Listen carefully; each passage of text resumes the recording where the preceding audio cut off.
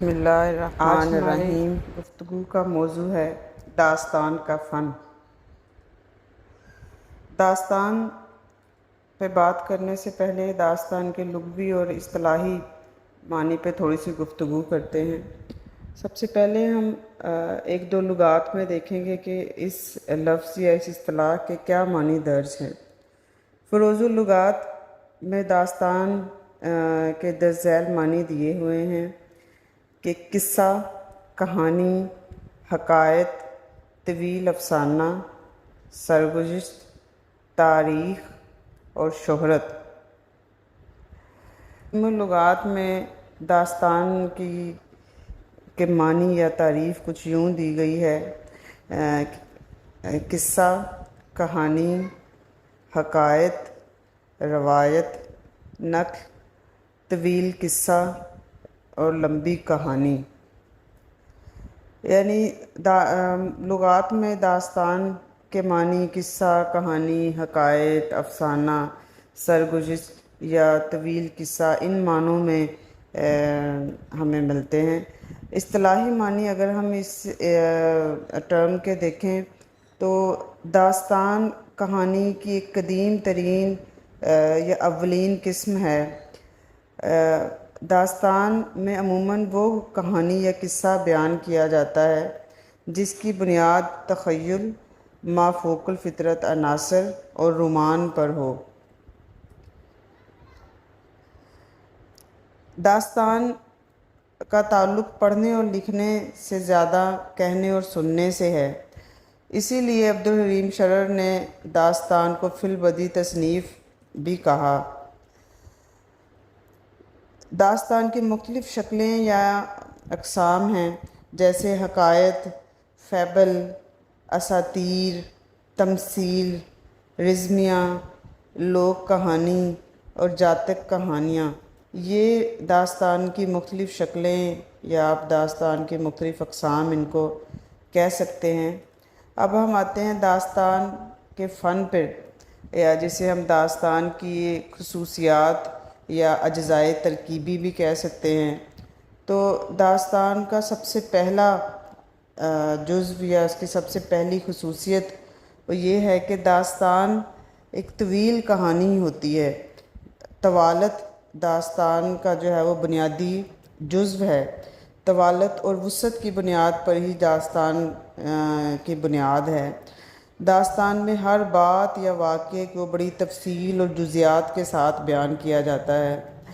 داستان گو مختلف حربوں سے کہانی یا قصے کو طول دیتا ہے، اور اس میں داستان میں جو بھی کوئی کسی شخص کا ذکر آتا ہے یا کوئی ضمنی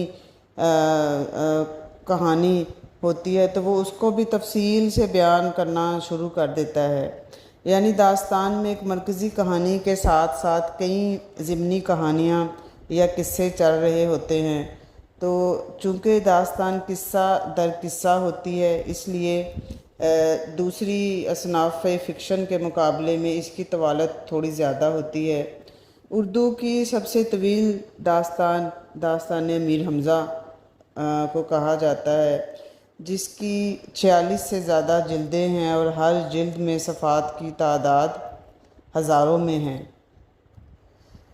تو داستان کا دوسرا بنیادی جزو ہے پلاٹ۔ پلاٹ کہانی میں یا قصے میں جو واقعات کی ترتیب ہوتی ہے اسے پلاٹ کہا جاتا ہے۔ سید عابد علی عابد پلاٹ کے بارے میں لکھتے ہیں کہ مربوط واقعات کا وہ سلسلہ جو کسی داستان یا ناول میں پایا جاتا ہے اس کو پلاٹ کہتے ہیں۔ ہر داستان کی بنیاد کسی نہ کسی پلاٹ پر رکھی جاتی ہے۔ اس کے بغیر داستان کا تصور ناممکن ہے۔ اگر ہم داستانوں کے پلاٹ دیکھیں تو عموماً ان میں یکسانیت پائی جاتی ہے۔ تمام داستانوں کے پلاٹ ایک طرح کے واقعات پر مبنی ہوتے ہیں۔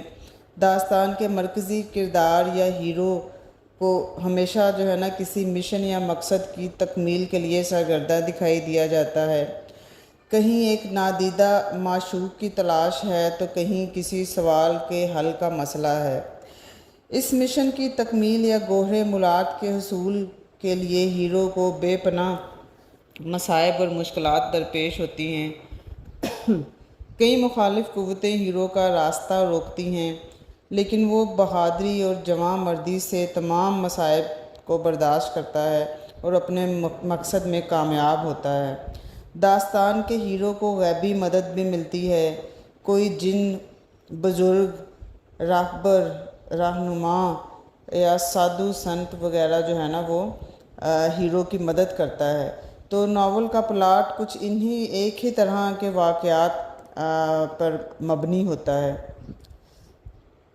मिसाली किरदार।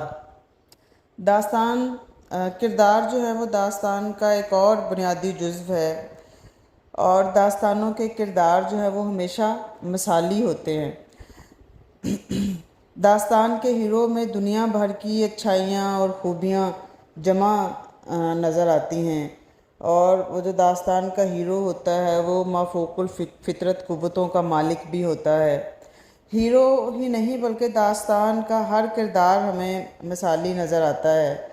अगर कोई अच्छा है तो वो खैर का मुजस्समा है, और अगर कोई बद है तो वो करता पा बदी का पैकर है।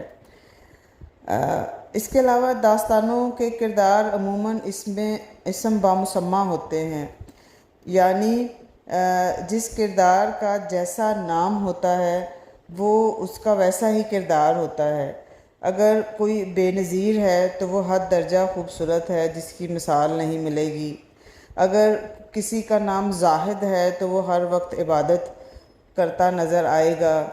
अगर कोई सग परस्त है तो वो कुत्तों का पुजारी नज़र आएगा। यानी दास्तान के किरदार जो है ना वो जामद होते हैं या गैर फ़ाल होते हैं, या उनकी हरकत व सकनात और अमाल व अफ़आल पूरी दास्तान में एक ही जैसे रहते हैं। तख़य्युल। दास्तान की बड़ी खुसूसियत तख़य्युल या इमेजिनेशन है। हर दास्तान गो कारी को एक ऐसी तख़य्युलाती दुनिया की सैर कराता है जो इसके लिए अजनबी और अनदेखी है, और उस दुनिया और इसकी हर शय अजीब होती है जिस पर हकीकत में भरोसा करना थोड़ा सा मुश्किल या नामुमकिन होता है। इस तख़य्युलाती दुनिया में इंसान और हैवान के साथ नबातात, परिंदे, दरख्त, पेड़ पौधे, फूल, हर चीज़ अनोखी और निराली होती है। कहीं हमें नातिक परिंदे मिलते हैं तो कहीं दरख्त इंसान की रहनुमाई करते नज़र आते हैं। डॉक्टर ज्ञानचंद इस बारे में कहते हैं कि दास्तानें हमें उस सुहानी दुनिया में ले जाती हैं जहाँ ज़ालिम हकीकतों का गुज़र नहीं। ये अहमकों की बहिश्त सही, कभी कभार आकलों की दोज़ख से निकल कर ख़याली बहिश्त में चहल कदमी करना ही, लेकिन इस मस्ताना लड़खड़ाहट के बयान में एक जाज़बियत होती है। माफोकुल फितरत अनासर। दास्तान की एक अहम या बुनियादी खुसूसियत ये है कि इसमें माफोकुल फितरत अनासर होते हैं। दास्तान में कदम कदम पर देव, परियां, उड़न खटोले, जन्नात, सहर, तलिस्मात, इसमें आज़म, लोह, खिज़र, मंतर और नातिक परिंदे और जानवरों से मुलाकात होती है। हकीकत में यही माफोकुल फितरत अनासर दास्तान की वजह शोहरत हैं, और ये माफोकुल फितरत अनासर जो है वो दास्तान में एक दिलचस्पी भी पैदा करते हैं। इन्हीं की मदद से दास्तान गो कहानी को तूल भी देता है और कारी की दिलचस्पी को भी कायम और बरकरार रखता है। और इन्हीं माफोकुल फितरत अनासर की वजह से इंसान गम रोज़गार से हटकर कुछ देर के लिए ही सही तख़य्युलाती दुनिया में खो जाता है। तहय्युर या हैरत दास्तान की एक अहम खुसूसियत है। दास्तान के वाक़यात और बयानात इस हद तक हैरत अंगेज़ होते हैं कि सामे हैरान होकर कहानी सुनता चला जाता है। और कामयाब दास्तान वो वही होता है جو سننے والے کی دلچسپی اور اشتیاق کو ختم نہ ہونے دے، بلکہ قصہ در قصہ اور جزیات کے ذریعے سننے والوں کے استجاب اور حیرت کو مسلسل برقرار رکھے۔ ڈاکٹر گیان چند اردو کی نثری داستانے میں اس حوالے سے لکھتے ہیں کہ گوئٹے کا کہنا تھا کہ فن کی انتہا حیرت ہے۔ اس معیار پہ کوئی فن، ادب کی کوئی صنف افسانے کا حریف نہیں ہو سکتا۔ ہر کام میں افسانے کے واقعات کہیں نہ کہیں غیر متوقع سمت میں چل پڑتے ہیں، اور اس انوکھی چال کا کچھ جواز بھی ہوتا ہے۔ اسی اچانک پن، اسی تحیر آفرینی میں داستانوں کی دلکشی کا راز پوشیدہ ہے۔ اسلوب داستان کا جب ہم فن دیکھتے ہیں تو داستان کا اسلوب یا اس کا زبان و بیان کس طرح کا ہونا چاہیے۔ داستانوں کا اسلوب عموماً جو ہے نا وہ بیانیہ ہوتا ہے، اور اس میں ڈرامائی انداز سے بھی جو ہے نا وہ کام لیا جاتا ہے۔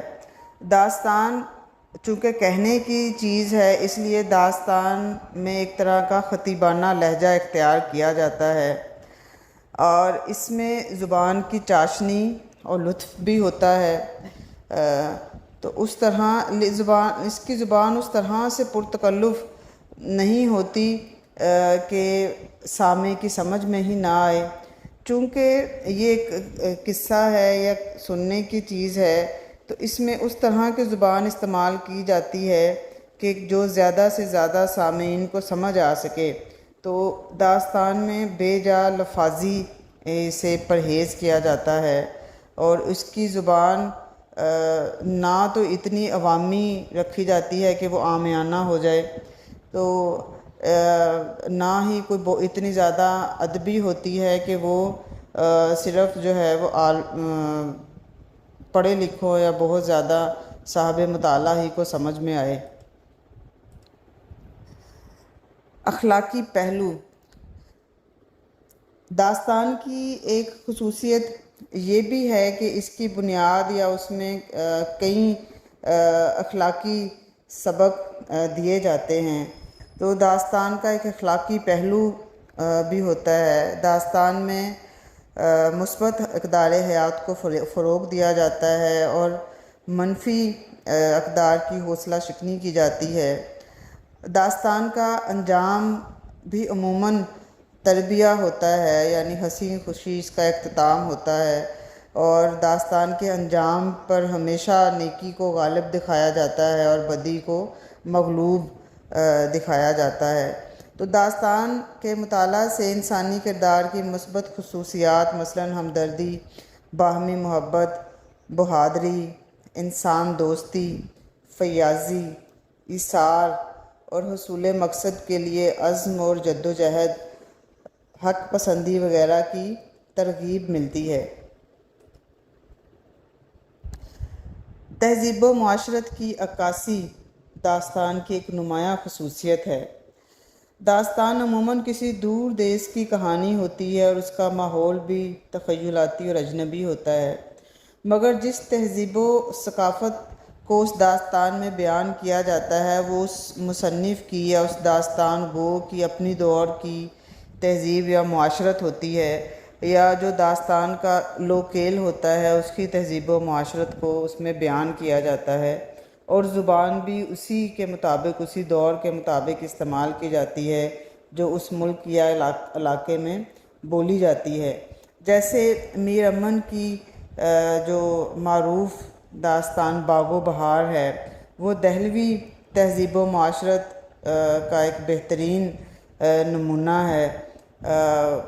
اس داستان کے آئینے میں ہمیں وہ دور سانس لیتا نظر آتا ہے۔ اس میں دلی کے اشخاص، اس کے افراد کی چلتی پھرتی اور بولتی چالتی تصویریں دکھائی دیتی ہیں۔ تو یہ داستان کے کچھ نمایاں خصوصیات یا پہلو تھے۔ بے حد شکریہ۔